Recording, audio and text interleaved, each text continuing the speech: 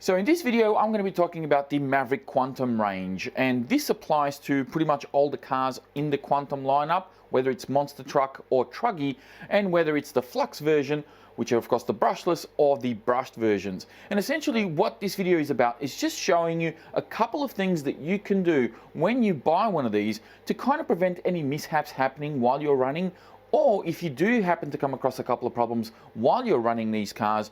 Hopefully this video will help you diagnose those problems, fix the car, and get back out there and keep enjoying the hobby.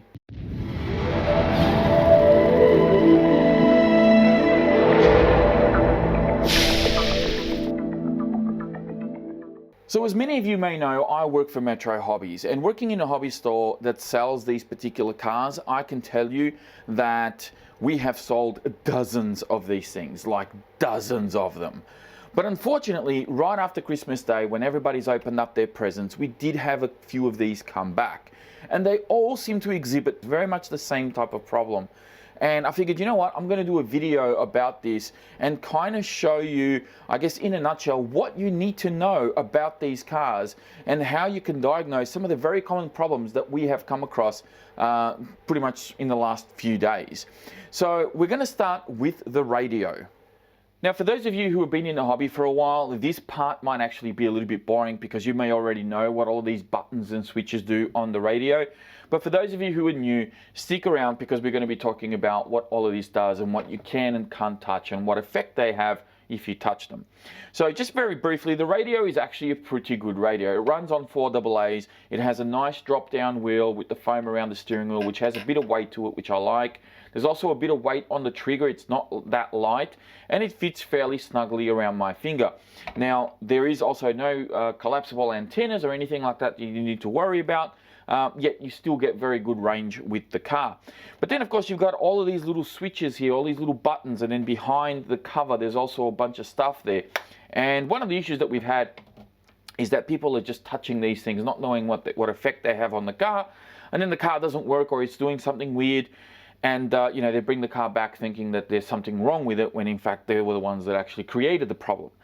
So let's go through some of these things around the actual wheel here. So you'll see that this actually says CH2, which means channel 2. And then over here, there's another one that says CH1, which means channel 1. And then over on the front, there's one that says DR, which means dual rates. So this is for your steering dual rates. And I'll show you what that is in a minute. So these are your trims. So this is channel 2 is your throttle trim and channel 1 is your steering trim. So the way that it works is 1 to turn, 2 to burn. So channel 1 is always going to be your steering and channel 2 is always going to be your throttle. Now if you touch the throttle trim, what will happen is when you turn the car will turn on with a throttle input. And the way that it works is that the receiver will have like a safety mechanism, a safety feature I guess, where if there is a throttle input, you won't actually be able to work the throttle at all. So you might have steering, but you won't have throttle until you move the trigger very slowly and you actually find that throttle neutral point. Then when you let go, the car's just going to take off by itself, whether it be in reverse or forward, depending on what you've touched around in the trim. The throttle trim is really mainly for those nitro cars, for people that needed to bring the idle up a little bit or something like that in a gas car or nitro car. That's where they sort of play around with the throttle trim. But in electrics, channel 2 should never be touched. It should be left in a neutral position, and it should be in a neutral position from factory. Now channel 1 is your steering trim, and essentially what that does is that aligns the wheels. So if you're trying to drive the car straight and it's veering off to, let's say, to the right, you adjust the steering trim a little bit to the left, and that brings the wheels a little bit more back to center in the car, and then when you drive, it'll drive straight, hopefully. If you've gone too far, it'll start veering off to the left, in which case you give it a couple of clicks to the right and until the car actually drives straight. Now it may not always be perfect. You may need to fiddle with this sometimes from time to time, but essentially that one you're free to touch.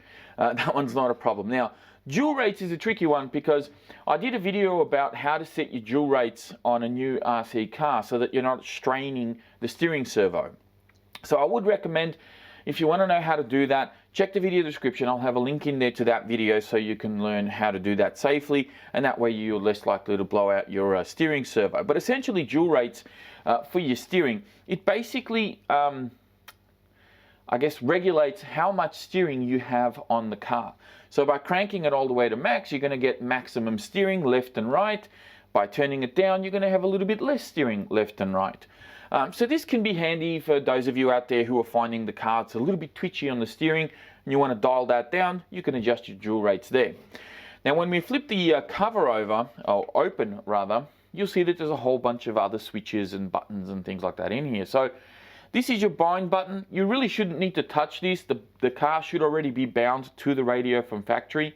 So this is only going to be used again if it becomes unbound from the car, or if you damage the included receiver, you get a new receiver and then you need to rebind that receiver to the radio. That's when you'll use that bind button again. But otherwise, that bind button you shouldn't really need to touch. These two dials here, this is your throttle endpoint adjustment, which is your EPA. So you'll see there, it says throttle endpoint adjustment for channel 2, so EPA.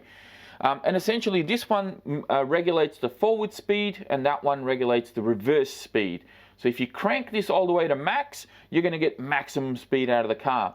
And then you can turn that down accordingly to regulate its top speed. So when you pull the trigger to full, the car's only going to go as fast as you've set it. And the same rule applies for when you go in reverse. Speaking of reverse, these are your reverse switches. And this is again for channel 1 and channel 2. So if you on channel 1 are turning the wheel to the right and the car is going to the left as it's facing away from you, so if you're standing behind the car in this sense and you turn the wheel to the car and the car goes to the left, then that means the channel 1 has been reversed. So you need to flick that switch whichever way the opposite way is, and then when you turn the wheel to the right, the car should go to the right. And the same thing applies for channel 2, which is your throttle channel. So if you pull the trigger to go forward and the car shoots off in the opposite direction, well then the channel has been reversed by whatever reason. Now again, you don't need to touch these from factory. These should be pointing inwards. As you can see there, they are both pushed inwards, and that's how they should stay. And that pretty much sums up everything that you need to know about the radio and what you should and shouldn't touch, and hopefully that makes a little bit more sense than what is explained in the user manual. Now when it comes to the car, there's actually a few things that we need to cover off, unfortunately. So I'm going to try and get through these as quickly as I possibly can, but before we do, I do want to point out the wheels and tyres that you see here. These of course are not the stock wheels and tyres, the stock ones are these guys here. And the reason why I changed these out is because if you watched my running video, you would have heard me complain about the lack of grip from these tyres on the BMX track, which is mainly like loose gravel. I did get okay grip on short grass, and I actually did get very good grip on the tarmac. So when I was running the car in the car park, it actually gripped up really well. So I, through the video was kind of talking about the different options of wheels and tyres that are out there and what you could sort of go for. And, going for some Proline tyres was something that I wanted to do. Now these are the MX28s mounted on raid wheels. They actually look really, really good and they suit the car quite well. And these are brand new. I haven't used these yet. I actually had these in a bag sitting on the shelf for quite some time. Proline sent these out to me I think sometime last year or something, and now of course I've got a home for them, which I'm really happy with. Now one of the other options that I was talking about as far as wheels and tyres goes were the Louise type of tyre, and I was referring specifically to the ST type of wheel and tyre, which are these ones here. Now these come, they're a 2.8 inch wheel, and they come with a different treads and things like that. You don't have to get this particular one. And for some reason, in my mind, these were actually going to work really well. But as you'll see here, they're actually quite tiny and they don't really work on this car. I actually have a set of these mounted on my Hyper 10 TT, and they look really well there, and they actually hook up pretty nicely. But unfortunately, not really something I would recommend for this car because they just look a little bit funny. They look a bit too small. All right, so now that we got that out of the way, let's move on to the car itself, and we're going to start with, one of the problems that these things have is that the gear mesh may not be set correctly out of the factory, or that this screw may not be tight enough to secure the motor in place, and then after people run these for a little while, the motor moves and then the gear mesh goes out, and then they take out their spur gear in the process. So what you need to do, you can do this prior to actually running the car, is you remove these 3 screws here. And inside here, you'll see there'll be a tiny little pinion which is mounted onto your motor, and there's a big spur gear. And what you want to do is you want to make sure that that mesh is set correctly, and then tighten the bejesus out of this screw. And you know, you might need to use a pair of pliers or something like that to secure that a little lock nut that's in the back, and just make sure that the motor is secured correctly. Now you might be thinking, okay, so what's gear mesh? How do I set it? What do I do? Well, it's a good thing you ask, because I'm actually going to show you the best way that I can for you to actually set your gear mesh. So spur gear, pinion gear, okay? And these two need to work well together. If you just simply push the pinion gear up hard against the spur gear, you're going to create pressure on that motor shaft. And when you create pressure on the motor shaft, the motor is going to start, you know, drawing some extra amps because it's working a little bit hard. So when the motor starts working hard, the ESC needs to work harder to pull more amps from the battery, which means then the battery needs to work harder as well. So you've got a bit of a chain reaction going on where amps are being, you know, extra amps are being drawn, which are being converted into heat, and now your battery's getting hot, your ESC's getting hot, and your motor's going to get hot. The short-term ramifications of this is that you'll probably get, you know, very inefficient run times out of the car. Your battery is actually going to drain a lot faster. The long-term ramifications is that you can damage your batteries if the amp draw is high enough. You could also damage your ESC, and you can blow out your bearings on your motor, or worse, you could actually seize your motor because it's running so hot that it just stops working. So you don't want to have these guys sort of pushed hard up against each other. Although you don't want them to be, you know, too far away as well, because if you have them too far away, that's when, you know, the gears tend to slap when you go from a forward motion to brake, and, you know, they slap, and then that's when you can break your teeth, or they can skip, and so on. And so that creates another problem. So what you want to do is you want to have these gears kind of like as close as possible, but without touching. You want to be able to hold the pinion steady and still be able to jiggle your spur gear ever so slightly. Now there's a couple of ways that you can do this. You can set this up by feel, which is the way that I like to do it, but I guess that kind of comes with time and experience. But for those of you who are fairly new, there is another way that you can do it, and this is a really good cheat. You can put a piece of paper in between your gears, and then you squeeze these guys together so that they look like that. And you don't have to squeeze too hard, just get the paper to sort of kink into the gears a little bit and just sort of relax them a bit. And then just tighten the screw in position, remove the piece of paper, and you should have a pretty good mesh. And what I like to do to double check my mesh is I will hold the pinion, whoops, out of focus. I will hold the pinion and I will jiggle my spur and make sure that I've got a little bit of play, and then I will rotate and I will check again, because sometimes the spur is just slightly off center and you don't want to have this perfect mesh on this side only to rotate around the other side and it's putting a little bit of pressure. So always check that, you know, rotate your spur and make sure that you've got just that tiniest little bit of play there on the spur gear. So essentially that's how I set my mesh, and hopefully that has helped somebody out there set their mesh correctly as well, as I push the button on the camera and get it to refocus on the truck. There we go. All right, so that's problem number one. Problem number two is actually an easier one to take care of, and that is this little guy right here, which is this little grub screw that you see. Hopefully if you can see it, I'll try and bring it up close to the camera. So this guy right here. So you just need a 2mm driver, all right? And you take that guy out and you put a little bit of Loctite. We've had some people where the screw has actually come out completely and they've lost the screw, and then of course the truck only has rear-wheel drive. I actually had one person where the screw kind of came half out and got lodged in there and wrecked up, you know, the whole outdrive cup and everything. You don't have to worry about that in the front. The front is designed differently, so you don't have to, there's no grub screw in the front. It's just the back. You take that out, you put a drop of Loctite and you pop it back in, and you should be good to go. Now what that grub screw is holding is an input shaft with the gear on the end that goes into your rear diff, and that shaft has a flat spot. So just make sure that when you put that screw back, you're screwing it back into the flat spot, not the round part of that shaft.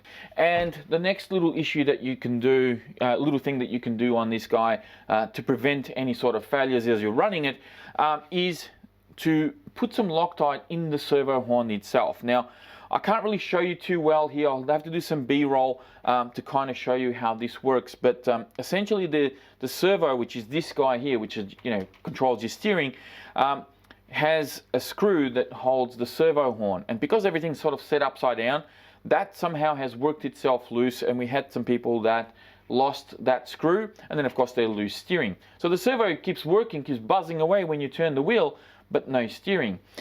You do need to do a little bit of disassembly here. You got to take the the servo out and make sure that when you remove the screw, don't remove the servo horn.